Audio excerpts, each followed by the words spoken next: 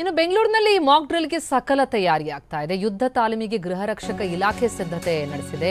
ಉಪ್ಪಾರಪೇಟೆ ಠಾಣೆಯ ಬಳಿ ಯುದ್ಧದ ತಾಲೀಮ್ ನಡೀತಾ ಇದೆ.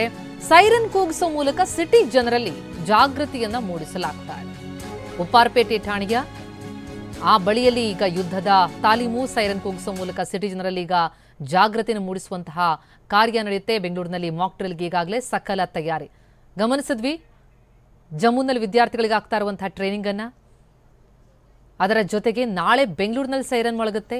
ಹಾಗಾಗಿ ಎಲ್ಲೆಡೆ ಸಕಲ ತಯಾರಿಯಾಗಿದೆ. ಯುದ್ಧ ತಾಲೀಮಿಗೆ ಗೃಹ ರಕ್ಷಕ ಇಲಾಖೆ ಸಿದ್ಧತೆಯನ್ನು ನಡೆಸಿಕೊಂಡಿದೆ. ಉಪ್ಪಾರಪೇಟೆ ಠಾಣೆಯ ಬಳಿ ಯುದ್ಧದ ತಾಲೀಮು, ಸೈರನ್ ಕೂಗಿಸುವ ಮೂಲಕ ಸಿಟಿ ಜನರಲ್ಲಿ ಜಾಗೃತಿ ಮೂಡಿಸುವಂತಹ ಕಾರ್ಯಕ್ಕೆ ಸಕಲ ಸಿದ್ಧತೆಯಾಗಿದೆ.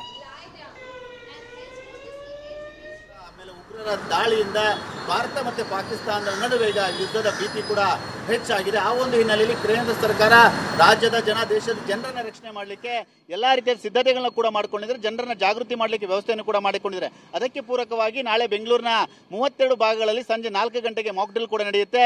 ಅದಕ್ಕೆ ಸಕಲ ಸಿದ್ಧತೆಗಳನ್ನು ಕೂಡ ಈಗಾಗಲೇ ಬೆಂಗಳೂರಿನಲ್ಲಿ ಮಾಡಿಕೊಳ್ಳಲಾಗಿದೆ.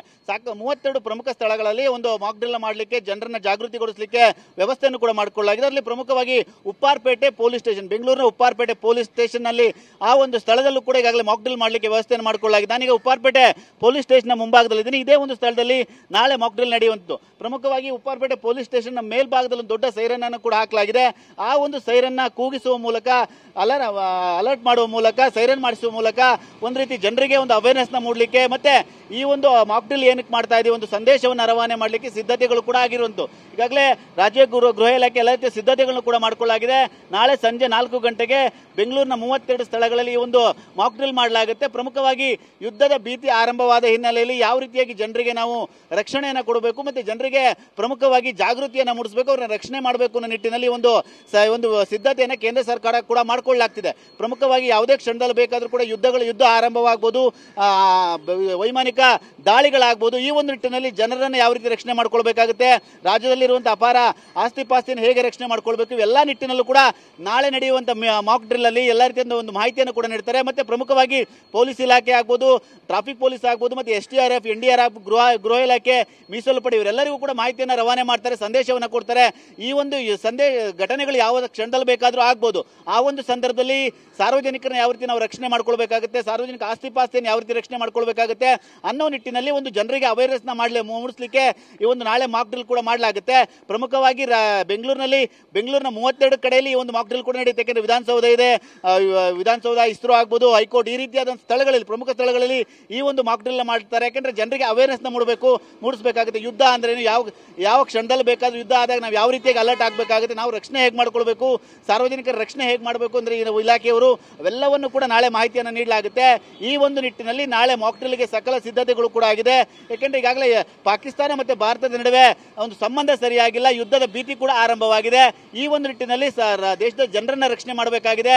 ಆ ಒಂದು ಹಿನ್ನೆಲೆಯಲ್ಲಿ ಈ ಒಂದು ಮಾಕ್ ಡ್ರಿಲ್ಗೆ ನಾಳೆ ಎಲ್ಲ ರೀತಿಯ ಸಿದ್ಧತೆಗಳು ಕೂಡ ಆಗಿರಂತು. ಈ ಒಂದು ಮಾಕ್ ಡ್ರಿಲ್ ನ ಮೂಲಕ ಜನರಿಗೆ ಒಂದು ಸಂದೇಶ ಮತ್ತೆ ಅರಿವನ್ನು ಮೂಡಿಸೋಕೆ ಕೆಲಸವನ್ನ ಮಾಡಲಿಕ್ಕೆ ಈಗಾಗಲೇ ಭಾರತ ಸರ್ಕಾರ ಎಲ್ಲ ರೀತಿಯ ಸಿದ್ಧತೆಗಳನ್ನು ಕೂಡ ಮಾಡಿಕೊಂಡಿರುವಂತದ್ದು.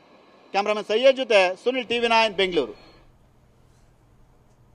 ಇನ್ನು ನಾಳೆ ಸಂಜೆ 4 ಗಂಟೆಗೆ ನಡೆಯುವಂಥದ್ದು ಈ ಮಾಕ್ ಡ್ರಿಲ್ ರಾಜ್ಯಾದ್ಯಂತ ನಡೆಯುತ್ತೆ. ಅಗ್ನಿಶಾಮಕ ದಳ, ಸಿವಿಲ್ ಡಿಫೆನ್ಸ್ ಅಧಿಕಾರಿಗಳ ಜೊತೆ ಸಭೆ, NCC, NSS, ಸಿವಿಲ್ ಡಿಫೆನ್ಸ್ ಮತ್ತು ವೈದ್ಯರು ಭಾಗಿಯಾಗಿದ್ದಾರೆ. ಪೊಲೀಸ್ ಠಾಣೆ, ಅಗ್ನಿಶಾಮಕ ಠಾಣೆಗಳ ಮೇಲೆ ಸೈರನ್ ಮೊಳಗುತ್ತೆ. ಜನ ಏನ್ ಮಾಡಬೇಕು, ಸೈರನ್ ಮೊಳಗದಾಗ ಏನ್ ಮಾಡಬಾರ್ದು, ಆ ಬಗ್ಗೆ ಸುತ್ತೋಲೆಯನ್ನು ಹೊರಡಿಸಲಾಗ್ತಾ ಇದ್ದು, ಈ ಬಗ್ಗೆ ಕೇಂದ್ರ ಸರ್ಕಾರದಿಂದ ಸುತ್ತೋಲೆ ಬರುತ್ತೆ. ಈ ಬಗ್ಗೆ ಮಾತನಾಡಿದ್ದಾರೆ ಅಗ್ನಿಶಾಮಕ ದಳ DGP ಪ್ರಶಾಂತ್ ಠಾಕೂರ್. ಹೇಳಿಕೆಯನ್ನ ಕೊಟ್ಟಿದ್ದಾರೆ. ನಾಳೆ ರಾಜ್ಯದಲ್ಲಿ ನಡೆಯಲಿರುವಂತಹ ಮಾಕ್ ಡ್ರಿಲ್ಗೆ ಸಕಲ ಸಿದ್ಧತೆಗಳಾಗಿದ್ದು, ಸೈರನ್ ಮೊಳಗದಾಗ ಏನ್ ಮಾಡಬೇಕು, ಏನ್ ಮಾಡಬಾರದು, ಆ ಬಗ್ಗೆ ಕೇಂದ್ರ ಸರ್ಕಾರದಿಂದ ಸುತ್ತೋಲೆ ಬರುತ್ತೆ ಅಂತ ತಿಳಿಸಿದ್ದಾರೆ ಅಗ್ನಿಶಾಮಕ ದಳ DGP ಪ್ರಶಾಂತ್ ಠಾಕೂರ್. ಈಗಾಗಲೇ ಬೆಂಗಳೂರಿನ 32 ಕಡೆಗಳಲ್ಲಿ ಸೈರನ್ ವರ್ಕಿಂಗ್ ಕಂಡೀಷನ್ ಅಲ್ಲಿ ಇದೆಯಾ ಅನ್ನೋದ್ರ ಬಗ್ಗೆ ಚೆಕ್ ಮಾಡಲಾಗಿದೆ, ಪರಿಶೀಲನೆ ನಡೆಸಲಾಗಿದೆ, ಸಕಲ ತಯಾರಿ ನಡೀತಾ ಇದೆ.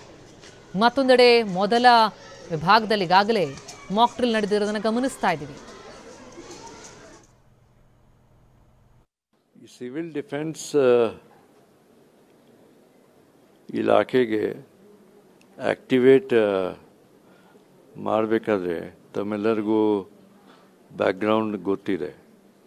ಜಮ್ಮು ಕಾಶ್ಮೀರ್ನಲ್ಲಿ ಆಗಿರ್ಬೋದು ಅಥವಾ ಏನೇನು ಥ್ರೆಟ್ ಪರ್ಸೆಪ್ಷನ್ ಇದೆ, ನಮ್ಮ ದೇಶದ ಏನು ರೆಸ್ಪಾನ್ಸ್ ಇರುತ್ತೆ ಮತ್ತು ಬೇರೆ ಬೇರೆ ರಾಜ್ಯಗಳು ಯಾವ ರೀತಿ ಪ್ರಿಪೇರ್ ಆಗಿರಬೇಕು ಅದರ ಬಗ್ಗೆ ಒಂದು ಚರ್ಚೆ ಆಯಿತು. ಇವತ್ತು ಗೃಹ ಮಂತ್ರಾಲಯ, ಭಾರತ ಸರ್ಕಾರದಿಂದ ಎಲ್ಲ ರಾಜ್ಯಗಳು ಅದರಲ್ಲಿ ಭಾಗವಹಿಸಿದ್ದಾರೆ.